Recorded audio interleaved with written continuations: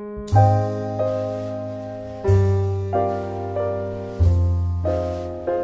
être bref pour essayer de rattraper le retard et laisser la place à l'essentiel de notre rencontre, c'est-à-dire donc la confrontation des idées, mais surtout le partage d'informations nouvelles, récentes, en termes d'innovation, que Jean-Paul Tavares, notre cher ami, aura le plaisir de faire avec nous dès cet instant.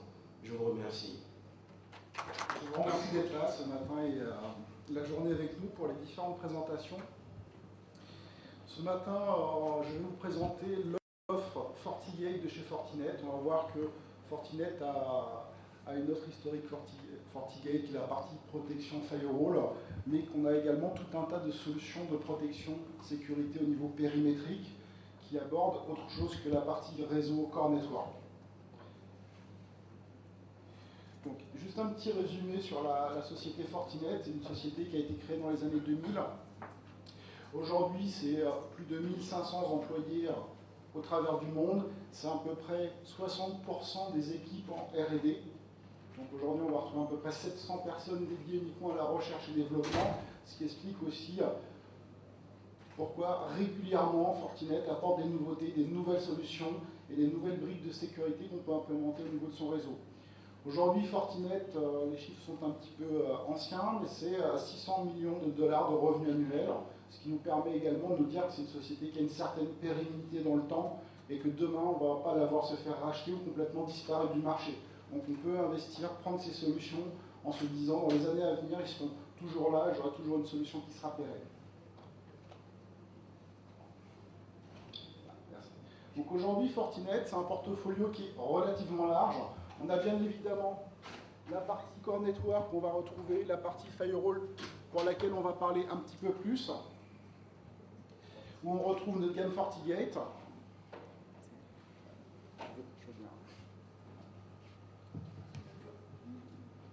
Où on retrouve notre gamme FortiGate qui peut s'adresser à tout type de modèle de société et d'administration d'entreprise. Donc on peut vraiment travailler sur de la petite structure, de la moyenne, pour remonter sur de la très grande entreprise, ou tout simplement sur des réseaux opérateurs très larges. Et on va retrouver un portfolio de solutions additionnelles pour renforcer tout ce qui est la sécurité périmétrique. Aujourd'hui, sécuriser l'entrée au réseau, sécuriser l'accès à certaines parties du réseau, c'est très bien, c'est nécessaire, mais on le verra, et surtout cet après-midi, que ce n'est pas suffisant, qu'il faut pouvoir compléter l'offre sur la partie périmétrique et remonter dans les couches pour avoir vraiment une sécurité qui peut être globale. Donc l'approche Fortinet et FortiGate, historiquement, si on remonte il y a 7, 8, 9 ans en arrière, vraiment avant que les UTM apparaissent au niveau du marché, qu'est-ce qu'on retrouvait? On retrouvait ce type d'implémentation en termes d'architecture sécurité.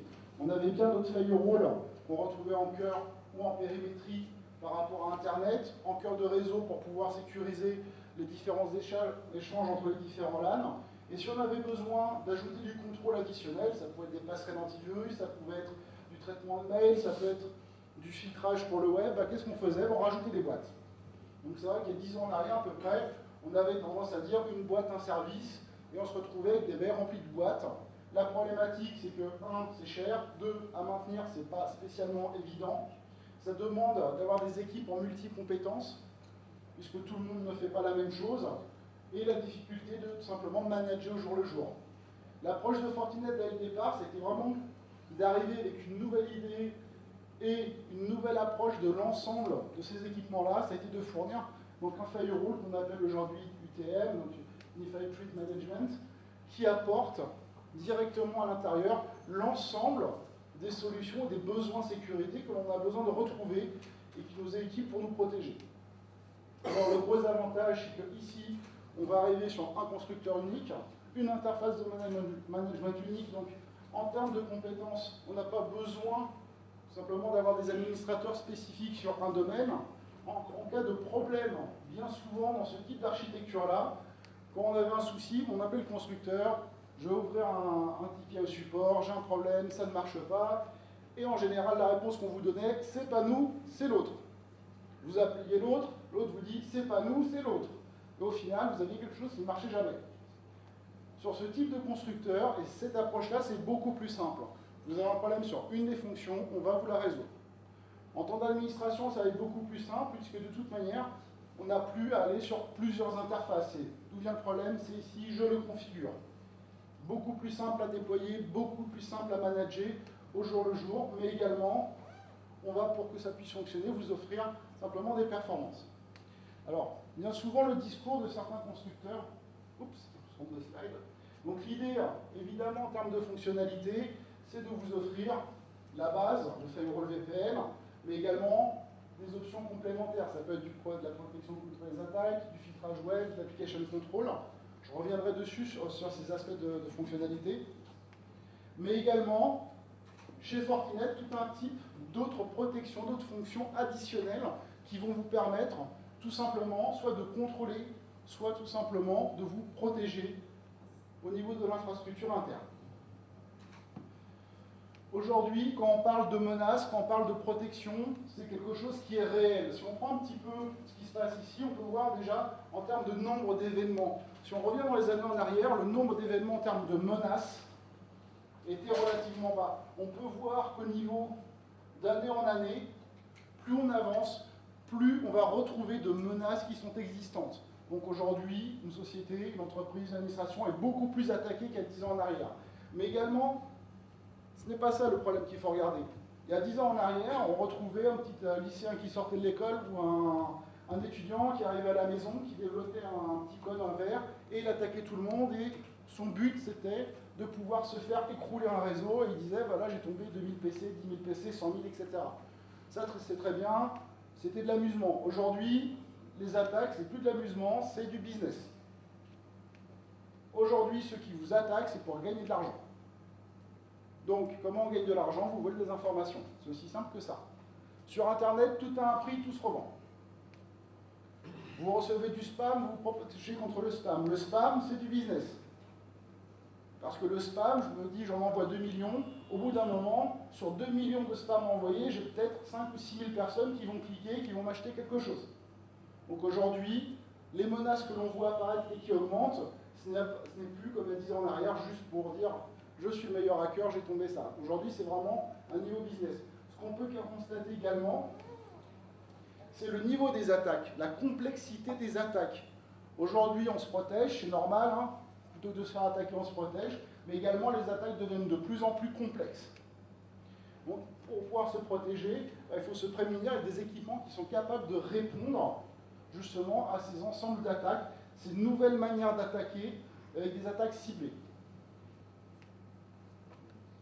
Donc la réponse avec Fortinet, on va la voir après, mais quelles sont aujourd'hui les réponses pour se préparer à ce genre de choses nouvelles? Un, c'est de pouvoir avoir un équipement qui vous permet tout simplement d'éliminer les points noirs chez vous, d'éliminer, on va dire, les trous de sécurité. Là où vous ne pouvez pas faire face à quelque chose, ou d'avoir dans un équipement des fonctionnalités qui vous permettent de répondre à ce type de menace. Donc de pouvoir vraiment se protéger.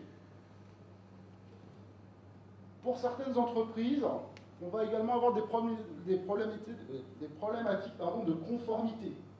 Vous êtes soumis, de par votre activité, à des obligations de conformité. On peut penser à du PCI DSS pour les banques, à du PAL2, à du HPIA pour la santé, etc., etc.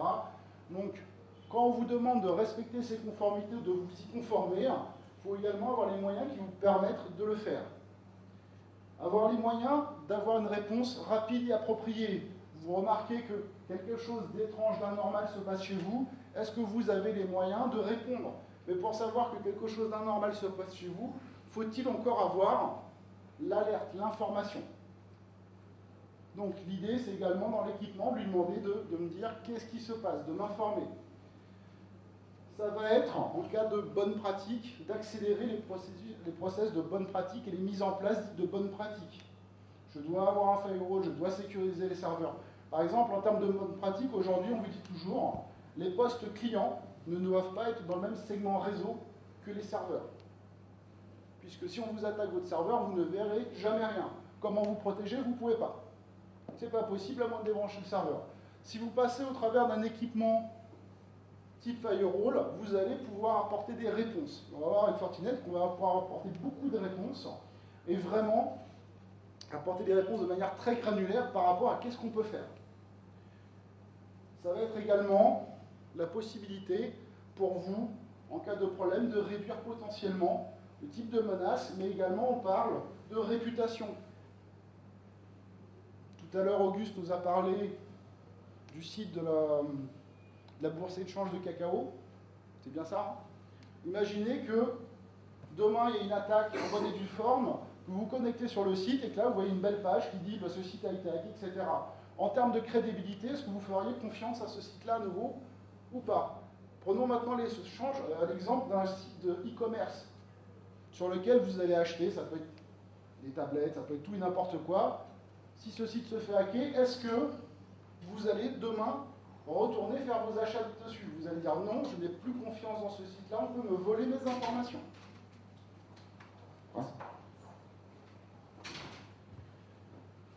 Donc l'idée au niveau Fortinet, c'est de pouvoir vous apporter de la protection dite en multicouche.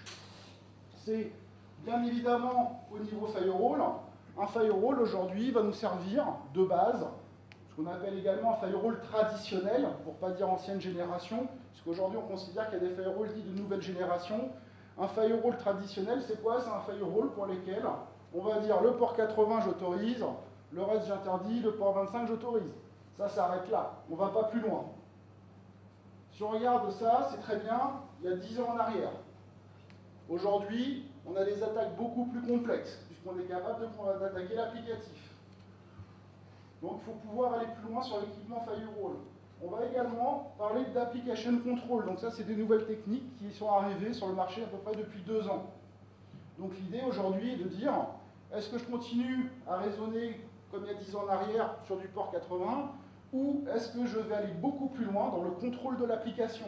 Donc dire par exemple, dans cette application-là, je vais interdire certaines fonctionnalités. C'est évidemment, et on vous le dira toujours, du contrôle antivirus, anti-spyware. De préférence, vos utilisateurs vont naviguer sur le web. Un antivirus de passerelle pour nettoyer la plus grosse partie du trafic, c'est important. On ne vous dira jamais d'enlever l'antivirus sur le poste du client, mais il est important d'avoir plusieurs niveaux. Et enfin, tout ce qui peut être également la protection des attaques. Ça peut être l'utilisateur qui peut être attaqué quand il navigue, mais ça peut être également vos serveurs web qui peuvent être attaqués. Alors, je vous le disais tout à l'heure, Fortinet, on va embarquer beaucoup de fonctionnalités. À un moment, on avait certains concurrents qui disaient « c'est bien, mais quand on fait beaucoup de choses, eh ben, on n'a pas les performances. » Alors, pour beaucoup, c'est vrai, pour Fortinet, c'est faux. Pourquoi? Parce que quand on regarde comment est construit un équipement Fortinet, qu'est-ce qu'on va retrouver? On va retrouver, comme chez tout le monde, un système d'exploitation. Système d'exploitation qui est optimisé et sécurisé. On ne peut pas avoir accès au système d'exploitation. Donc on est sûr que notre système d'exploitation n'arrive pas avec des failles à l'intérieur. Mais également, notre système est basé sur du hardware spécifiquement développé par Fortinet pour aller chercher ces performances-là. Donc on va retrouver à l'intérieur du processeur, mais également des ASIC, plusieurs niveaux d'ASIC, que ce soit pour le routage ou le switching, ou tout simplement pour l'analyse. Tout ce qui peut être IPS, antivirus, qui sont vraiment des consommateurs de performance. On va avoir des ASIC, donc ce sont des processeurs qu'on appelle bêtes, puisqu'en fait ils sont designés pour faire une action. Ils ne savent pas faire plus. Par contre, ils sont capables de le faire à très haute vitesse, contrairement à un processeur traditionnel. Si on veut comparer un petit peu ce qu'on retrouve au niveau du marché, on retrouve ici certains acteurs traditionnels, on va les citer. Quand on regarde un peu comment c'est fait à l'intérieur, ils sont vraiment faits sur ce qu'on pourrait appeler du type PC. C'est vraiment un PC sur lequel ils ont mis un socle de sécurité, donc ils vont avoir du CPU. Et souvent, le CPU, ils vont mettre du multicœur pour dire qu'on est capable de traiter beaucoup. Le CPU multicœur, c'est bien, le CPU Intel, c'est très bien. Par contre, quand on va lui demander du gros traitement, il ne sait pas faire. Pourquoi? Parce qu'il est fait pour faire beaucoup de tâches, mais pas toujours la même chose, donc on va avoir vraiment des limitations. Si on regarde à côté Fortinet, on n'est pas bien différent des autres. On va retrouver du CPU multicœur. C'est lui qui dit j'autorise ou je refuse. C'est la base d'un firewall. Par contre, pour aller chercher les niveaux de performance, on va tout simplement s'appuyer sur des ASIC qui ont été développés par Fortinet, aussi bien pour l'analyse de contenu que pour la partie réseau. Et c'est ce qui nous permet de vous livrer des firewalls en vous garantissant des performances, quelles que soient les fonctionnalités que vous allez activer sur l'équipement. Alors ces fonctionnalités que vous pouvez activer, on va les voir. Ça peut être les quelques-unes que j'ai déjà citées, firewall, IPS, VPN, du web filtering, l'antivirus, la DLP, l'application control, etc., etc. Ce qui est également intéressant au niveau de la gamme Fortinet, c'est quel que soit le type d'équipement, on va retrouver les mêmes fonctionnalités, la même interface. Donc qu'on soit sur un équipement pour 5 personnes ou qu'on soit sur un équipement comme ici, qui est capable de traiter 120 gigabits à la seconde, il n'y a pas de différence fonctionnelle. Il n'y a pas de différence d'administration, c'est exactement la même chose. Tout ce qu'on va avoir, c'est un peu plus d'interface et un peu plus de performance. Donc au niveau de la gamme et des plateformes Fortinet, déjà c'est tout ce qui est les certifications au niveau du marché. Fortinet, pour chaque fonctionnalité, va aller voir des organismes de certification, ça peut être l'ICS Labs, ça peut être le DSS Labs, ça peut être le VB sans virus, pour certifier tout simplement ces fonctionnalités et ces équipements, pour vous garantir que quand vous faites le choix de prendre la technologie Fortinet, on respecte tout simplement ce pourquoi la fonctionnalité a été faite et qu'elle garantit le savoir-faire et la sécurité. Au niveau de la gamme, elle est relativement simple chez Fortinet, un peu comme on a vu tout à l'heure. On a une gamme vraiment dédiée, site distant, petite structure, une gamme qui va commencer, on peut dire 200 personnes à plusieurs milliers, et après on va monter vraiment dans les très hauts modèles. Au niveau de la gamme Fortinet, et surtout du hardware Fortinet, on retrouve bien un hardware qui est spécialisé et dédié, un OS qui est développé pour fonctionner avec ce hardware-là, donc vraiment optimisé pour ce modèle de hardware, puis toutes les fonctionnalités qu'on va retrouver au-dessus. Également, ce qui est important chez Fortinet, c'est toute la partie FortiGuard. Il est clair que quand on parle d'IPS, quand on parle d'antivirus, d'application control, etc., s'il n'y a pas de mise à jour régulière, vous n'avez pas de protection. Donc on va avoir un service chez Fortinet, de virus doctor, d'IPS, etc., qui permet de rechercher quelles sont les nouvelles menaces, de créer des signatures pour pouvoir vous protéger. Donc, parlons maintenant plus spécifiquement des fonctionnalités. Un équipement Fortinet, ça s'administre comment? Deux possibilités. Une interface web relativement conviviale et simple, assez intuitive. C'est basé sur du web, tout simplement. C'est en Ajax, beaucoup de menus dynamiques. On le verra après, beaucoup de moniteurs qui vous disent qu'est-ce qui se passe. Ou bien, je dirais un peu plus pour les puristes et habitués à la ligne de commande, la possibilité de faire la ligne de commande. On va retrouver ce qu'on appelle des session widgets, donc tout un tas de petits widgets au niveau du web que vous allez rajouter qui vous permettent de voir en temps réel qu'est-ce qui se passe, donc de monitorer quelles sont les informations, quelles sont les applications qui sont utilisées par mes utilisateurs, donc qu'est-ce qui traverse mon firewall, sur quel type de destination ils vont, par adresse IP, par pays, pour savoir un peu où est-ce qu'ils vont, et tout un tas d'autres monitoring pour savoir qu'est-ce qui se passe, quel est le débit qui est utilisé actuellement sur mes interfaces, quel est le débit agrégé, et ainsi de suite. C'est vraiment tout un tas de monitoring pour savoir qu'est-ce qui se passe. La possibilité également de jeter un coup d'œil sur des tables de session, quelque chose d'état normal, qu'est-ce qui se passe, je jette un coup d'œil, je peux arrêter l'utilisateur maintenant tout de suite. Quand on parle d'administration, c'est une administration web simple, conviviale, mais souvent dans des sociétés, on a besoin que cet équipement puisse être managé ou accédé par plusieurs types d'administrateurs. Ça peut être un administrateur qui va faire de la configuration, ça peut être également un auditeur qui a besoin de se connecter, il n'a pas besoin de modifier la configuration, mais il a besoin de regarder qu'est-ce qui se passe dessus. Donc vous avez la possibilité de créer des profils d'administration vraiment en fonction de votre activité. Qu'est-ce que vous voulez déléguer? Qu'est-ce que les personnes ont le droit de faire? Et sur quel niveau de configuration elles ont le droit d'intervenir ou de menu? En termes de policies, c'est vraiment quelque chose de relativement simple à mettre en place. On a ici une petite capture du type de règles que l'on va retrouver. Qu'est-ce qu'on a? C'est du traditionnel, d'où je viens, vers où je vais, de quelle adresse IP, vers quelle adresse IP, application. On a vraiment une lecture à plat qui est très très simple. Donc on peut vite retrouver des informations. L'avantage de l'administration web, c'est la simplicité d'utilisation. Si on devait convertir ça en ligne de commande, on aurait déjà un fichier qui serait énorme, mais beaucoup plus dur. On a la possibilité de faire les deux. Je vous recommande le web, c'est quand même bien plus simple à utiliser. Qu'est-ce qu'on peut configurer? Toutes les policies, s'il y a du NAT, ça peut être la qualité de service ou autre. Et bien évidemment, on le fait sur du hardware pour pouvoir faire l'accélération. Sur l'ensemble des équipements Fortinet, vous avez également la possibilité d'avoir de la virtualisation.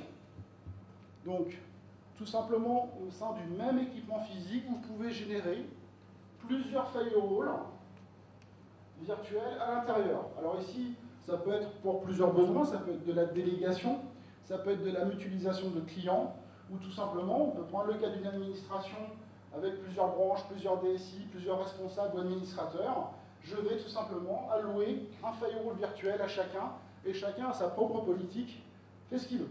Mais je n'ai pas besoin d'investir dans plusieurs équipements. Autre fonctionnalité très importante, c'est tout ce qui est la continuité de service. Avoir un équipement, c'est bien. Mais un équipement qui tombe en panne, qu'est-ce qui se passe? Ben, vous n'avez plus rien.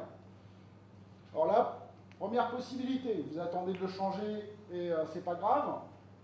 Ou vous avez tout simplement un besoin d'accéder en permanence à un service. Et donc tout simplement, la possibilité d'ajouter un deuxième équipement, donc on parle en failover, en haute disponibilité ou en clustering, pour assurer cette continuité de service ou partager la charge entre les deux équipements.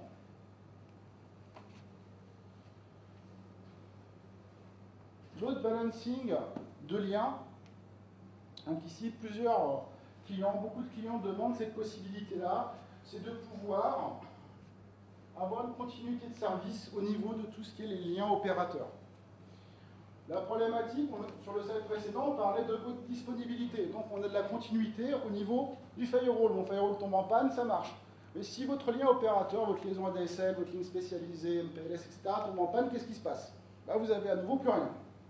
Donc ici, c'est la possibilité de demander à son opérateur de vous fournir un deuxième lien ou de vous adresser à la concurrence, pourquoi pas, et d'avoir un deuxième lien. À ce moment-là, on va partager le trafic sur les deux liens opérateurs ou faire simplement de la haute disponibilité des liens, ce qui vous permet d'avoir encore une fois de la continuité au niveau de vos liens opérateurs.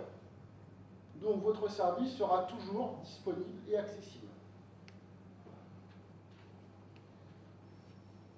Également une fonctionnalité qui est présente au niveau des FortiGate, qui est très intéressante pour les petites structures, c'est la possibilité de faire du load balancing à destination de serveurs web ou de serveurs FTP qui sont chez nous en DMZ. Alors, c'est très bien comme fonctionnalité sur Fortinet, ça reste sur des petits sujets. Si vous avez vraiment besoin de services de load balancing pour beaucoup de serveurs, etc., il y a des solutions spécialisées. Authentification service. Aujourd'hui, on parle de plus en plus de l'authentification des utilisateurs. On entend par là. J'ai mis une règle, je dis que mon réseau en interne, quand ils vont faire Internet, en train de naviguer, ils ont le droit d'y aller. Ça, c'est très bien. Donc mon réseau a le droit de naviguer sur Internet. Je peux interdire des catégories, etc. C'est encore très bien. Mais qu'est-ce qui vous garantit aujourd'hui que la personne qui est en train de naviguer, c'est bien la bonne personne qui est autorisée? Absolument rien. Donc aujourd'hui, on se rend compte de plus en plus qu'il faut associer une session ou un poste de travail à un login utilisateur. Alors on a plusieurs manières d'authentifier la personne. Soit on l'authentifie, soit on est capable de l'identifier dès qu'on est dans des environnements Active Directory ou Novell. Et donc tout simplement, c'est complètement transparent pour l'utilisateur, mais on sait déjà qui il est à partir du moment où il se log sur le PC. Ce qui va me permettre dans mes règles de rajouter des règles avec de l'identité de la personne. Je vais pouvoir dire que la personne X a le droit d'aller par exemple sur Facebook, mais tous les autres n'ont pas le droit. Je vais pouvoir dire que le comptable ou les personnes commerciales ont le droit de se connecter sur des serveurs financiers.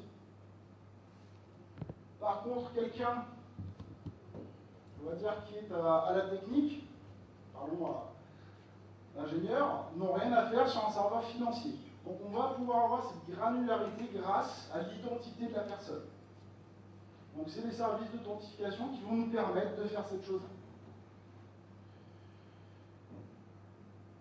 À quoi ça ressemble? Quand je regarde mes policies, je vais avoir toujours d'où je viens, vers où je vais, ça c'est la base, mais je vais pouvoir ajouter cette condition additionnelle qui est de dire soit un utilisateur, soit un groupe d'utilisateurs.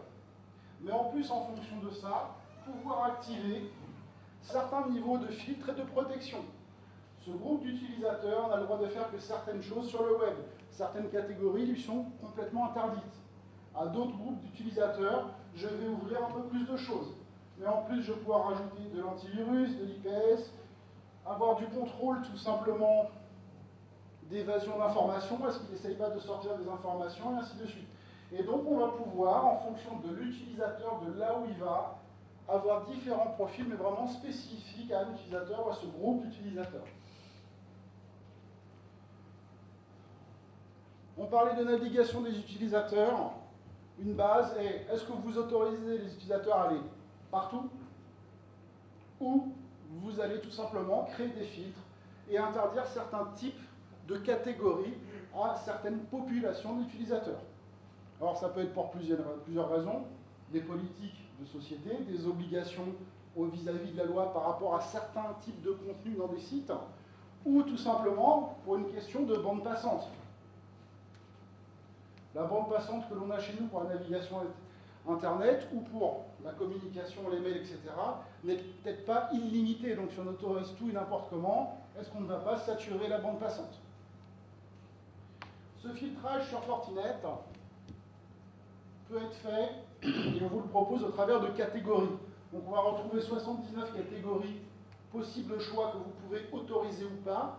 Ces 79 catégories, ça représente quoi? Ça représente 56 millions de sites et à peu près 20 milliards de pages web. À savoir que ce sont des choses qui sont mises à jour tous les jours et en permanence. Donc les chiffres qui sont ici augmentent au fur et à mesure du temps. L'avantage de ce type de choses, c'est que vous allez pouvoir dire, bah, tout ce qui est marijuana, armes, mauvais goût, tout ça, je vais l'interdire. Je vais autoriser certains sites d'information, etc., etc. Et c'est l'ensemble de ces sites est directement classifié pour vous. On parle également, quand on parle de navigation web, d'antivirus. On vous recommande toujours d'avoir au moins une passerelle qui fasse de l'antivirus. Pourquoi? Faisons un premier nettoyage. Donc on va déjà nettoyer le maximum de choses qui est possible. L'antivirus après sur le poste de travail fera le reste, ou s'il y a l'utilisation de clé USB, et ainsi de suite. Donc au niveau de l'antivirus, on va pouvoir travailler sur vraiment la partie antivirus, mais également spyware et malware, et avoir la possibilité également d'attaquer tout ce qui est les botnets et de faire des quarantaines s'il y a besoin de faire des quarantaines pour certains types de fichiers, pour lesquels on est suspicieux, on n'est pas sûr. Quand on parle de protection des attaques, on parle de deux choses. On parle d'IPS, donc ici on va rechercher ce qu'on appelle du pattern matching, donc on va regarder dans tout ce qui passe, est-ce qu'il y a une signature ou un paquet qui match une de signatures et être capable de le bloquer. Donc aujourd'hui sur Fortinet, c'est un peu plus de 7000 signatures. Si on regarde également les analyses, on peut voir que c'est une fonctionnalité de Fortinet. Comme je vous disais tout à l'heure, on passe des certifications au niveau Fortinet pour valider ces fonctionnalités-là. Ces fonctionnalités-là sont également testées par des cabinets d'audit externes. Et on peut voir dans les résultats que, effectivement, on le fait et on le fait plutôt très bien. On parle également de DDoS. Donc, tout à l'heure, on parlait des Anonymous. Les Anonymous, l'idée, c'est de saturer la bande passante. C'est quoi? C'est tout simplement des attaques d'IDDoS. Au niveau des attaques DDoS, qu'est-ce qu'on va faire? Bah, tout simplement, on va mettre des ratios et dire qu'on va limiter certains nombres de sessions, certains paquets. Tout simplement, on fait ce qu'on appelle un throttling. On va réguler notre bande passante, un peu comme si on faisait du traffic shipping.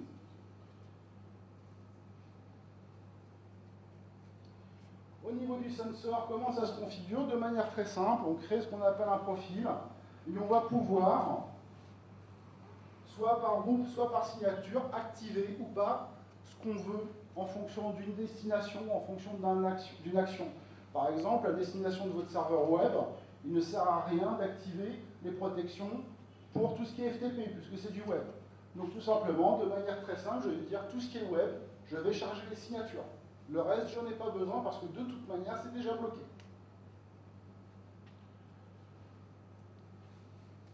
Fonctionnalité également qui peut être utile et qui est intégrée dans les FortiGate, c'est le vulnérabilité scanning. Donc vous avez la possibilité de programmer, soit la nuit, soit la journée, une fois par mois, une fois par semaine, des scans de vulnérabilité de vos réseaux. Donc je vais lui demander de scanner l'ensemble de mes serveurs, je vais lui dire en DMZ, lui demander de scanner l'ensemble de mes serveurs de production en interne, et tout simplement, on va vous donner un rapport sur le type de faille de vulnérabilité potentielle qu'on a trouvé sur vos serveurs, et en vous disant, voici les patchs qu'il faudrait mettre en place pour tout simplement être protégé contre ce type d'attaque. Autre fonctionnalité importante et historique, c'est le VPN.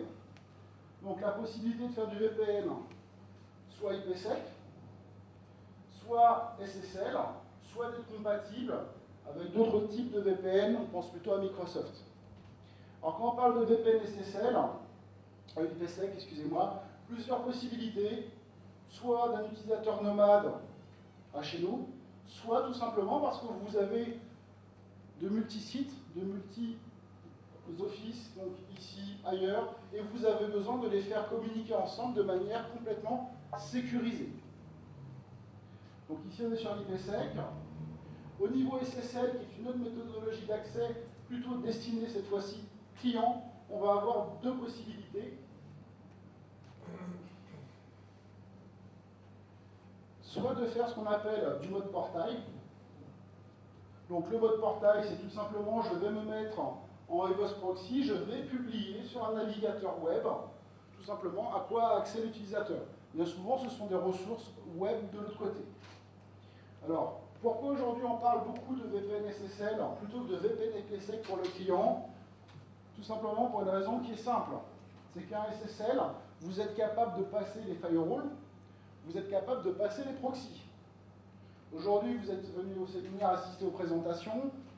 Certains ont des PC, d'autres ont des tablettes, etc. Il y a de fortes chances qu'ici à l'hôtel, l'IPsec ne soit pas autorisé. Mais vous pouvez avoir beaucoup de chances que le SSL soit autorisé.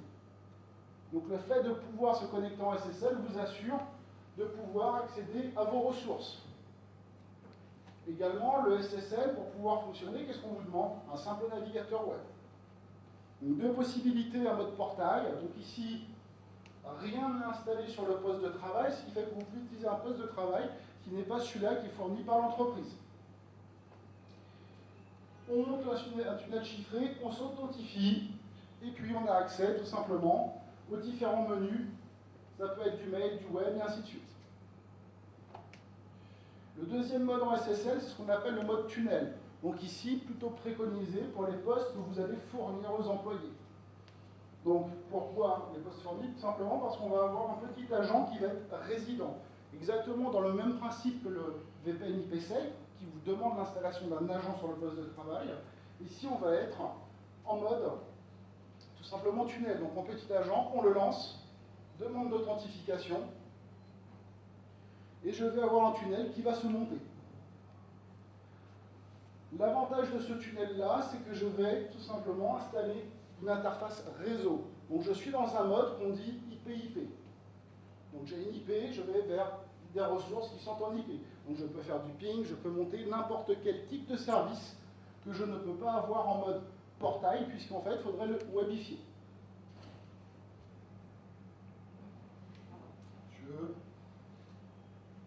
Bon, donc des sessions de présentation au travers d'Internet. Alors pour ceux qui ont participé à des sessions WebEx, donc c'est Cisco qui fabrique ça, beaucoup de clients refusent pour une simple raison. C'est que WebEx c'est très bien, on peut faire des conférences au travers d'Internet, des présentations, etc. C'est génial. Par contre, dans WebEx, vous avez une fonctionnalité qui gêne beaucoup de clients, qui est la prise de main à distance. Alors aujourd'hui, vous avez construit un réseau très sécurisé. Vous êtes sûr que personne de l'extérieur peut rentrer chez vous, etc. est-ce que vous allez autoriser une prise de main à distance? Ou un outil qui permet de faire de la prise de main à distance. Donc, vous donnez la main à quelqu'un sur un poste de chez vous, il n'y a pas, vous ne savez pas ce qu'elle va faire avec. On peut se poser la question, alors, c'est est-ce que j'autorise Webex ou pas? Je dirais, si je suis très sécuritaire, je pars du principe l'interdit. Ce qu'on vous propose avec Application Control, c'est d'identifier les applications qui sont utilisées par vos utilisateurs. Et c'est de dire, dans Webex, l'application Webex, à l'intérieur de cette application-là, je vais autoriser le mode conférence, mais je vais interdire le mode prise de main à distance. Cette fois-ci, je suis sûr que la personne, via cette application-là, ne pourra pas faire cette action. On peut aller plus loin. Gmail, Yahoo, Google, Facebook. Aujourd'hui, enfin, question beaucoup plus simple. Aujourd'hui, qui interdit Facebook chez lui? Voilà. Aujourd'hui, c'est typiquement le type d'application qu'il est difficile d'interdire. Alors, on peut effectivement l'interdire à une certaine population. C'est plus difficile de l'interdire à une autre catégorie de population, qu'on va dire qui est plutôt VIP. En général, j'ai pas interdit, vous me donnez l'accès. Alors, l'application control va nous permettre de pouvoir donner des accès, mais de manière modulée. Si on prend le cas de Facebook, Facebook aujourd'hui, c'est pas uniquement je veux me connecter sur Facebook, je veux voir ce que font mes amis. Aujourd'hui, Facebook, c'est un support marketing pour l'ensemble des entreprises. C'est un support marketing pour des administrations. C'est de la communication pour certaines personnalités. Donc, il faut avoir un accès. Qu'est-ce que nous, on va pouvoir faire sur ce genre de choses? C'est de dire, j'autorise mes utilisateurs à se connecter sur Facebook. Par contre, je vais leur interdire d'écrire dans Facebook. Je vais leur interdire d'utiliser du chat. Je vais leur interdire d'utiliser les jeux. Je vais leur interdire d'utiliser des mails. Je vais leur interdire d'utiliser les transferts de fichiers. Donc, qu'est-ce qui se passe? Ils arrivent, ils sont tout simplement sur Facebook. C'est vraiment read-only. Je peux dire pour la partie marketing, eux, je vais leur donner en plus le droit à l'écriture, puisque je sais qui est l'utilisateur qui est au marketing, ou le groupe des utilisateurs au marketing. Si je prends Gmail, Gmail c'est très bien, aujourd'hui tout le monde a un compte Gmail. La problématique de Gmail, c'est pas je fais du mail et ainsi de suite. Tout comme Facebook, on fait du mail sur Facebook, on fait du mail sur Gmail. C'est je me connecte depuis mon poste de travail, j'arrive sur le site. J'ouvre ma session. Ce qu'il faut savoir quand un de vos utilisateurs fait ça, c'est qu'on est dans un mode chiffré depuis le poste du travail jusqu'au serveur de Google ou de Facebook. Là-dessus, pas de problème, on assure la confidentialité. Maintenant, imaginons que l'utilisateur s'est connecté, qu'un de ses amis lui a envoyé un petit jeu en flash, n'importe quelle bêtise de ce genre-là, et qu'il lui dise c'est génial, essaye-le. Je suis toujours dans le cadre de l'entreprise et pas à l'extérieur. Je télécharge cette pièce jointe. Vous êtes en SSL, votre firewall, votre proxy, votre serveur antivirus, personne ne voit rien. Donc j'ai téléchargé quelque chose depuis l'extérieur vers l'entreprise, potentiellement avec des malwares, des virus, etc. Et vous n'avez rien vu. Ce que vous remarquez, c'est quand vous êtes infecté ou que l'ensemble de vos postes est infecté. Par où c'est arrivé? Question.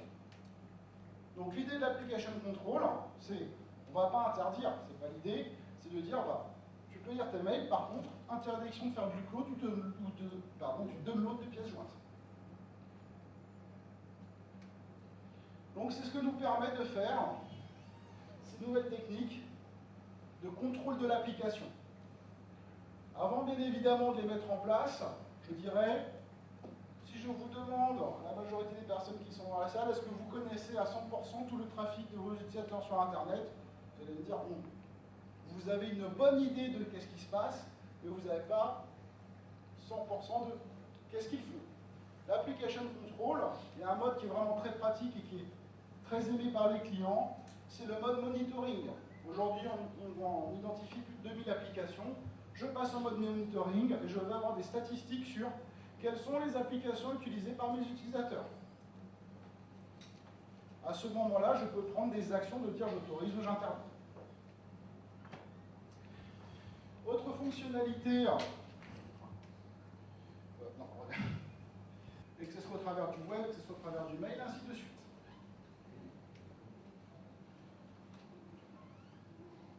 Je vous parlais tout à l'heure d'identité.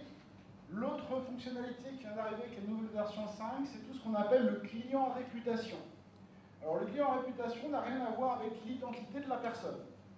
Tout simplement, sur l'ensemble des postes de travail que vous allez posséder chez vous, vous allez installer un agent sur ce poste de travail.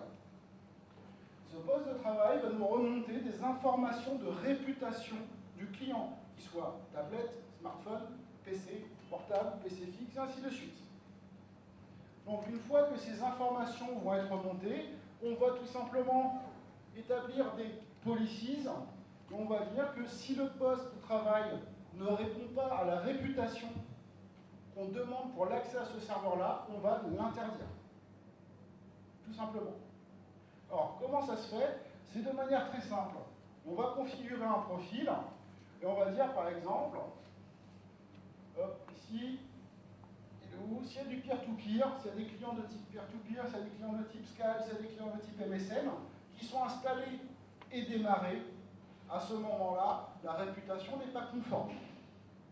Donc si la réputation n'est pas conforme, bah, tout simplement, je l'interdis d'aller se connecter au serveur, par exemple un serveur financier ou un serveur de fichiers. Également, mon client peut faire une recherche ou demander simplement s'il y a des présences de malware ou des présences de virus. Si je détecte ça, je ne suis plus en termes de réputation conforme, donc je vais pouvoir bloquer les accès avant même que mon client puisse se connecter. Quand je parlais tout à l'heure des bonnes pratiques, qui consistent à dire les postes de travail ne doivent pas être dans le même segment réseau que les serveurs. C'est une réalité, puisque si vous êtes infecté, vos serveurs sont infectés, mais le fait de pouvoir configurer de la réputation client va vous permettre d'interdire à certains postes de travail d'accéder à vos serveurs et de pouvoir les contaminer. Tout à l'heure, on parlait d'optimisation duale. Autre possibilité d'optimisation, c'est également, cette fois-ci, de la gestion de la bande passante. J'ai 10 mégas de bande passante. Est-ce que je laisse tout et n'importe quoi à l'intérieur, ou je vais tenter d'autoriser ou d'allouer des priorités ou des niveaux de bande passante à des applications prioritaires? Le mail est important, la connexion à mon serveur web est importante. Je vais tout simplement diminuer la bande passante réservée à la navigation web. Soit on va dans le commerce, on prend un petit boîtier avec une petite antenne, je le branche, hop, j'ai du wireless, ça marche. C'est bien, mais la couverture elle est plutôt ridicule, on est juste dans une salle et on ne fait rien d'autre. Autre possibilité qu'on avait, c'est d'aller voir un constructeur spécialisé dans le wireless. Ok, très bien, le constructeur va vous dire, vous avez besoin de couvrir quoi? Un bâtiment entier, un hôtel complet comme ici, aucun souci, on sait faire. Il va vous dire qu'il faut acheter à 50 ou 70 AP, mais surtout il va vous dire qu'il faut acheter un contrôleur pour manager l'ensemble de ces access points. Ce qui va se passer ici, c'est que ce contrôleur, en fonction du nombre d'access points que vous voulez contrôler, a un certain coût. Ce que propose Fortinet, directement sur le FortiGate, c'est que de vous proposer d'acheter que des access points. Le FortiGate, quand vous possédez des access points Fortinet, devient automatiquement contrôleur.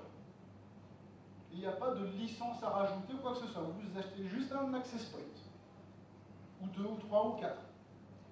Sur le plus petit équipement FortiGate, on est capable de contrôler jusqu'à 16 access points. 16 access points nous donnent quand même une couverture relativement importante. Qu'est-ce qu'on va avoir comme autre type de fonctionnalité? Un, ça va être le contrôle. Mon FortiGate, la possibilité de contrôler des access points qui sont distants, ou de contrôler même des access points directement en local, de pouvoir assurer également les fonctions de roaming quand un utilisateur va passer d'un access point à l'autre. Ça va être d'avoir de l'authentification, soit du type personnel, mais en entreprise, on va plutôt aller vers ce type d'authentification et de sécurité, mais également, le wireless, c'est très bien pour les guests. Donc les invités, ceux qui sont de passage dans l'entreprise. À chaque fois, je pense que On vous a tous fait la demande, est-ce que vous avez de l'accès Internet?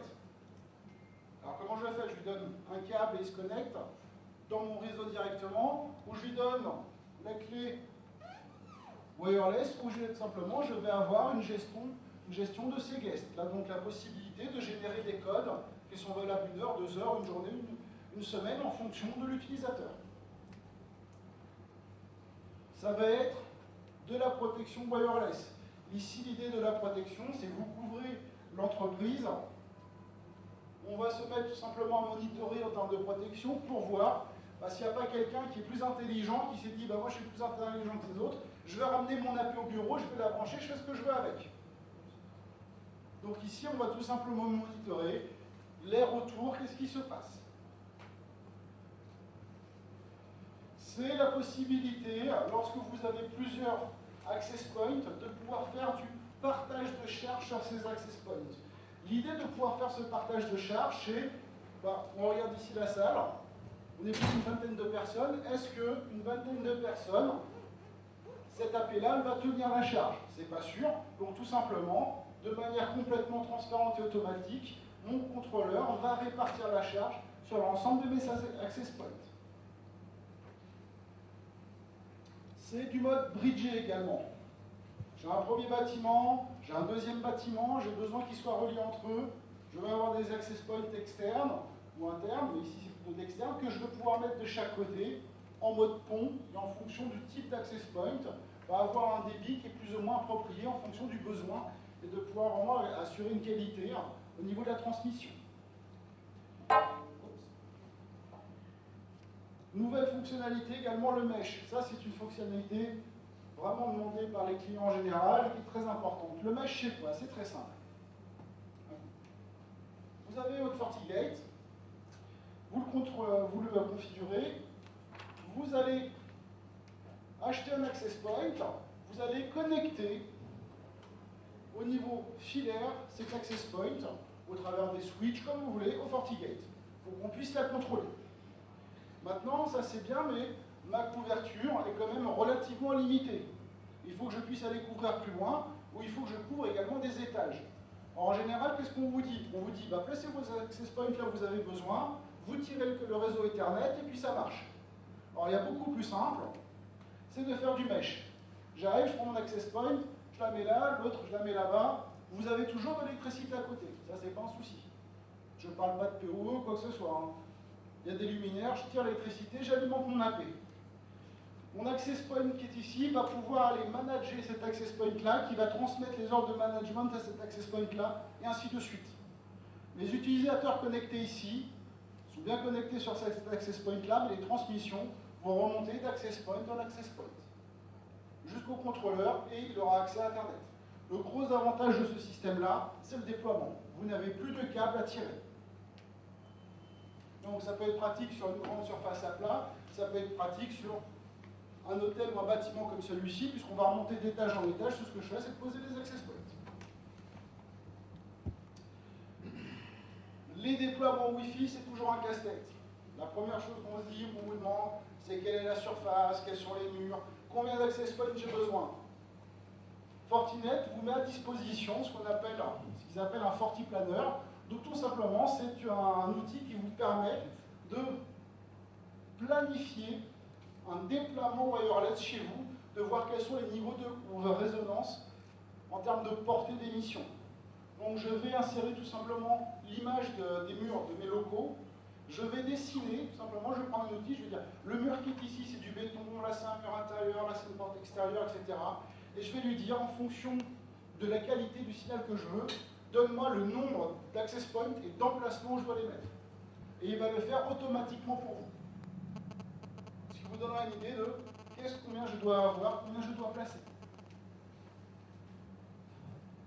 Avec les V5, donc les nouvelles versions qui arrivent, c'est également tout un tas de rapports de gestion de log en box directement, contrairement à avant où vous demandez d'avoir un FortiAnalyzer à côté. Cette fois-ci, je dispose directement dans le boîtier de tout ce qui peut être le log, le reporting et les niveaux de compliance.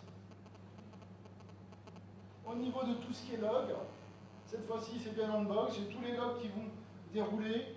je retrouve mes adresses, mes sessions, mes applications, le débit, j'en sélectionne une et j'ai tout le détail de ce bloc-là à quoi il correspond. C'est également des rapports directement embarqués au niveau du boîtier. Donc je peux lui demander de les générer, des rapports de type utilisation de la bande passante et application, l'utilisation web, donc de la navigation, s'il y a eu des menaces au niveau VPN, et des résumés en top 5 pour avoir rapidement une idée. C'est également des fonctionnalités IPv6. Alors aujourd'hui, vous me direz, l'IPv6, est-ce qu'on en a vraiment besoin? On est encore à l'abri pour un petit moment, peut-être un an, peut-être 6 mois. Tant qu'il y aura un petit IPv4 encore de disponible, qu'on pourra récupérer des poules d'IPv4 pour mettre, on est assez tranquille. Aujourd'hui, il faut se dire qu'il y a des régions, comme la PAC, l'Asie, il n'y a plus d'adresses IPv4 disponibles. Eux sont en full IPv6. Donc, pour faire face à ça et pour pouvoir répondre, aujourd'hui, au Fortinet, on va supporter l'ensemble des techniques IPv6 que l'on peut potentiellement avoir besoin demain. Aujourd'hui, on n'est pas embêté ici, nous, par ces techniques-là, mais si demain, il y a nécessité, il faut savoir que tout ça, c'est complètement disponible au niveau du FortiGate. Ça fait un moment que Fortinet embarque des fonctionnalités IPv6. Les premières sont arrivées dès la première V4, qui était plutôt du simple contrôle. Donc on ne faisait absolument rien dans l'IPv6, on se mettait au milieu, on disait j'autorise ou pas. Et plus on avance dans les fonctionnalités, plus tout simplement, on va supporter des fonctionnalités IPv6. Donc demain, si le besoin se fait chez vous d'avoir ou de supporter l'IPv6 et que vous avez une solution Fortinet, vous pouvez rester assez tranquille. On va pouvoir répondre sans avoir changé quoi que ce soit. En termes de déploiement, plusieurs déploiements possibles au niveau Fortinet. Et ici, on va avoir des déploiements en termes de dimensionnement de quelle est la taille qu'on va adresser. On va avoir un marché qu'on appelle le small et medium business. Donc vraiment les petites structures, 5 utilisateurs, 20 jusqu'à 50 ou une centaine, où c'est que qu'est-ce qu'on va retrouver en général? Un équipement et on va activer les différentes fonctionnalités derrière. On va avoir après ou arriver sur des tailles d'entreprises un peu plus importantes. On n'a pas passé là? Non. Non, pas bien. Donc d'entreprises où ici la différence elle est quoi? C'est qu'on va avoir des réseaux destinés aux utilisateurs, des réseaux dits publics, ou DMZ publics, des réseaux de serveurs, et ainsi de suite, et on va pouvoir, par zone de sécurité, activer les différents types de paramètres de contrôle que l'on souhaite mettre en place. Et on va avoir une très grosse granularité. Le dernier type de déploiement, qui est plutôt l'utilisation de virtualisation du firewall pour une entreprise qui en a besoin, une administration, où souvent on le retrouve en mode qu'on appelle MSSP, donc c'est tout simplement de la vente de services. Donc on vous vend ou on vous loue tout simplement l'équipement. Souvent on retrouve ce genre de déploiement chez les opérateurs qui vous permettent simplement, qui vous proposent des solutions de service managés. Et c'est la fin, c'est le dernier slide. Donc je vous remercie. Si vous avez des questions, allez-y. Sinon je pense qu'il y a une pause qui doit être prévue.